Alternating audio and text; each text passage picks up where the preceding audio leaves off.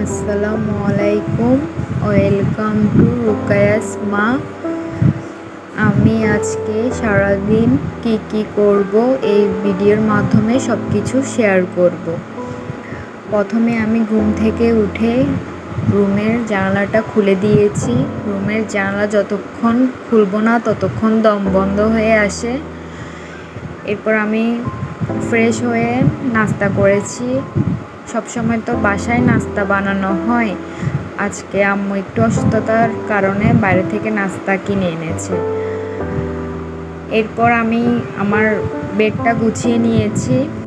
বিছানা গুছিয়ে নেওয়ার পর কিছু শুকনো কাপড় ছিল, এগুলা গুছিয়ে নিচ্ছি।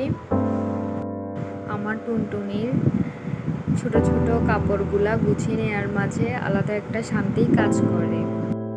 আর এই তো আমার পুরো রুমটা আমি গুছিয়ে নিয়েছি। রুম গোছানো থাকলে মনটা খুব ভালো লাগে, সব ফ্রেশ ফ্রেশ লাগে। আর এই তো আমি রুম গোছানোর পর কিচেন রুমে আসলাম দুপুরের রান্না করতে। তো আজকে দুপুরে রান্না করব পোলাও আর মুরগি মাংস ভুনা। তো মুরগি মাংসতে দেওয়ার জন্য কিছু আলু কেটে নিয়েছি। এরপর পেঁয়াজ কাঁচামরিচ তো আমাদের মাস্ট লাগবেই সব কিছুতে দেওয়ার জন্য। রান্না করার জন্য পেঁয়াজ আর কাঁচামরিচ সব থেকে বেশি ইম্পর্টেন্ট আমার মনে হয়। আর এই তো কেটে নিচ্ছি পেঁয়াজ আর কাঁচামরিচ।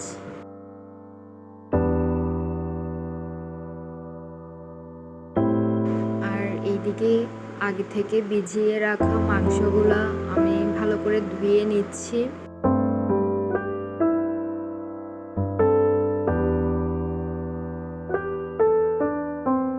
এই তো মাংসগুলো ধুয়ে নেওয়ার পর আমি হলুদ মরিচ আর লবণ দিয়ে ম্যারিনেট করে নিয়েছি। কিছুক্ষণ ম্যারিনেট করা শেষে আমি মাংসগুলো ভেজে নিয়েছি। আর ফার্মের মুরগি ভেজে রান্না করলে মানে আলাদা একটা ভালো লাগে খেতে।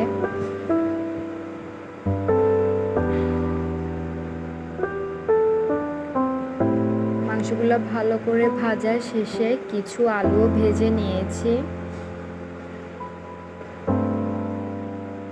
আর এই তো পেঁয়াজ কাঁচামরিচ রান্নার জন্য কেটে আগে থেকেই রেডি করে রেখেছি।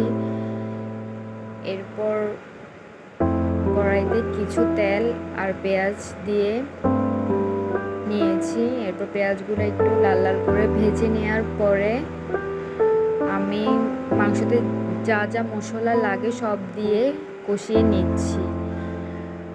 আর তরকারির মেন জিনিস হচ্ছে মশলা যত ভালো করে কষানো হবে ততই বেশি টেস্ট হয়। আর এই তো আমি মশলাগুলো ভালো করে কষিয়ে নেওয়ার পর মাংস আর আলুগুলা দিয়ে আরও কিছুক্ষণ কষিয়ে নিব।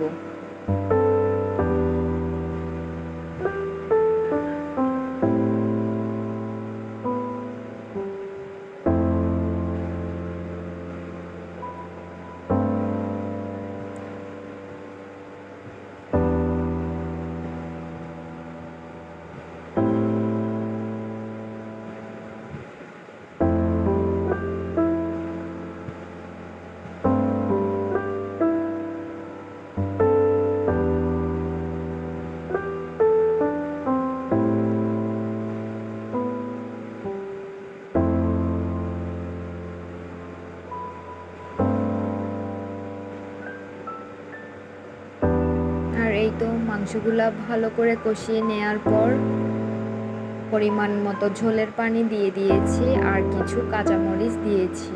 আসলে আমরা ঝাল বেশি খাই, এ কারণে মরিচও বেশি দেয়া হয়েছে। মুরগি বসিয়ে দেওয়ার পর পাশাপাশি আমি পোলাওগুলোও রান্না করে নিব।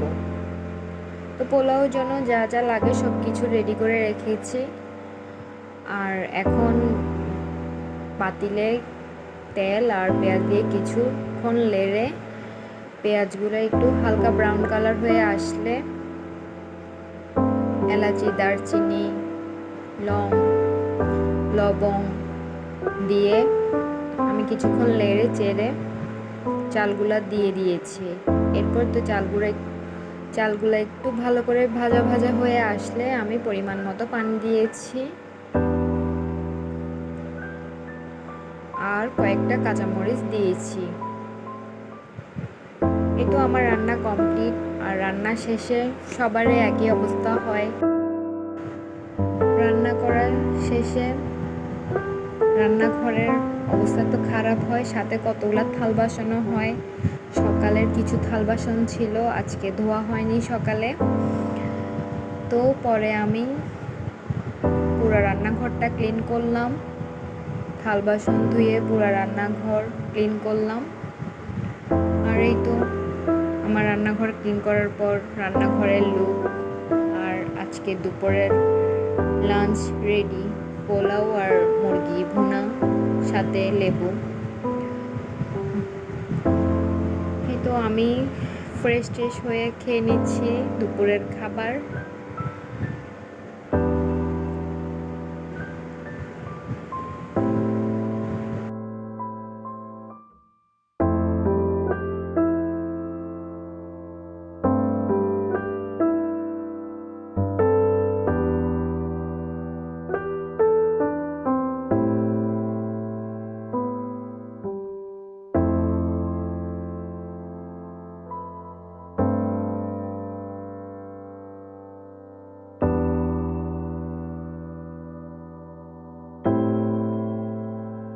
কিছুক্ষণ রেস্ট করার পর আবারও চলে এসেছি বিকালের নাস্তা বানানোর জন্য। আজকে বিকালের নাস্তা ডিম পরোটা। বিকেলবেলা একটু ভাজা পোড়া খেতে ভালোই লাগে, আর সাথে তো বরাবরের মতো চা থাকবেই। তো আমি ডিম পরোটা বানিয়ে নিয়েছি।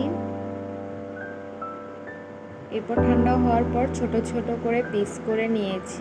আসলে এটা আমার ফার্স্ট ভিডিও, তো সবাই ক্ষমার দৃষ্টিতে দেখবেন ভুল ত্রুটি হলে।